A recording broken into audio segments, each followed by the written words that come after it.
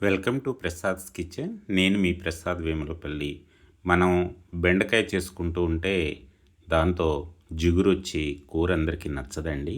అలాంటప్పుడు జిగురు లేకుండా బెండకాయ కర్రీ ఎలా చేసుకోవాలో ఇప్పుడు నేను ఈ వీడియోలో మీకు చూపిస్తున్నాను. ఇక్కడ నేను ఒక 1/2 కిలో బెండకాయలను తీసుకుని శుభ్రంగా కడిగేసి తడి లేకుండా తుడిచేసాను. వాటి ముచ్చికలన్నీ తీసేసి చిన్న చిన్న ముక్కల్లాగా కట్ చేసుకుందాం.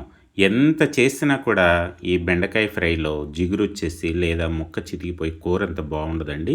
ఇలా కట్ చేసేసుకున్నాం కదా, ఇప్పుడు వీటిని పక్కన పెట్టేసుకుందాం.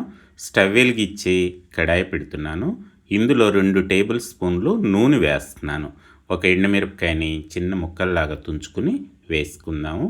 1/2 టీ స్పూను ఆవాలు, టీ స్పూను మినపగుళ్ళు, టీ స్పూను శనగపప్పు కూడా వేసుకుందాము. చిటికెడు పసుపు కూడా వేసుకుని వీటన్నిటిని గోల్డెన్ బ్రౌన్ వచ్చే వరకు ఈ తాలింపుని వేయించుకుందామండి. తాలింపు దాదాపు వేగిపోయింది. ఇప్పుడు ఒక రెమ్మ కరివేపాకును కూడా దూసుకుని వేసుకుందాము. ఇప్పుడు మనం ముందు కట్ చేసి పెట్టుకున్నాం కదా బెండకాయ ముక్కల్ని ఈ తాలింపులో వేసేసుకుని బాగా పైకి కిందకి తాలింపు అంతా పట్టేలాగా తిప్పుకుందామండి. చిన్న మిక్సీ జార్ తీసుకుని అందులో 2 టేబుల్ స్పూన్లు పుట్నాల పప్పు అండి, వేయించిన శనగపప్పు వేసుకుందాం. 1 టీ స్పూను జీలకర్ర, 2 టీ స్పూన్లు కారం వేస్తున్నాను. రుచికి సరిపడా ఉప్పు కూడా వేసుకుని మెత్తగా మిక్సీ పట్టుకుందాము. నేను చూపించిన విధంగా పట్టుకుంటే సరిపోతుందండి. ఇలా పట్టుకున్న తర్వాత ఇందులో ఒక 4-5 వెల్లుల్లి గబ్బాలు పొట్టు తీయాల్సిన అవసరం లేదు, వాటిని కూడా వేసి పట్టుకుందాం. ముందే వేసుకుంటే పప్పు మిక్సీ పట్టదండి, అందుకని తర్వాత వేసుకుని మెత్తని పప్పుల పొడి తయారు చేసుకున్నాను. కొద్దిగా బరగ్గా ఉన్నా ఏం పర్వాలేదండి. బెండకాయ ముక్కలు సగం వేగిపోయాయి.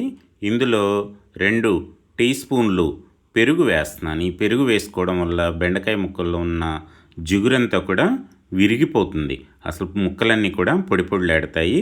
ఒక 4 నిమిషాల పాటు మూత పెట్టేసి పూర్తిగా ఈ ముక్కలన్నిటినీ మగ్గనిద్దాం. చూడండి, మూత తీసి చూస్తే ముక్కలన్నీ మగ్గిపోయి అస్సలు జిగురు లేదు. చూడండి, ఒక ముక్కకి ఒకటి అతుక్కోవట్లేదు. ఇప్పుడు ముక్కని మనం చెక్ చేసుకుంటే ఇట్లా మెత్తగా అయిపోవాలండి.